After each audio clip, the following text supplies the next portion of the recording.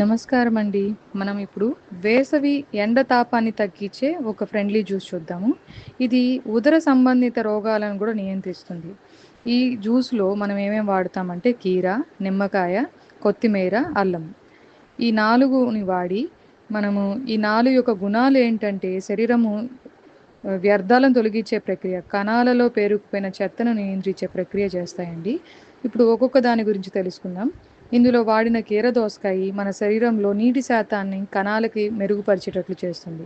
కణాలలో నీరు తగ్గడం వల్లే మనకి ఎండ ఆవిరి ఎక్కువ తెలియటం, వేసవి తాపం, చెమట పట్టడం ఇలాగా నీటి శాతం తగ్గటం వల్ల.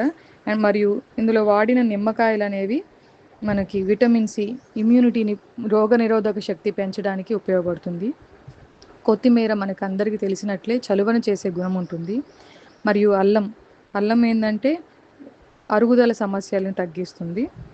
ఇలా మనం వేసవిలో ఇలాంటి మంచి ద్రావణం అంటే జ్యూస్ లాంటిది చేసుకొని తాగటం వల్ల ఉపయోగపడుతుంది.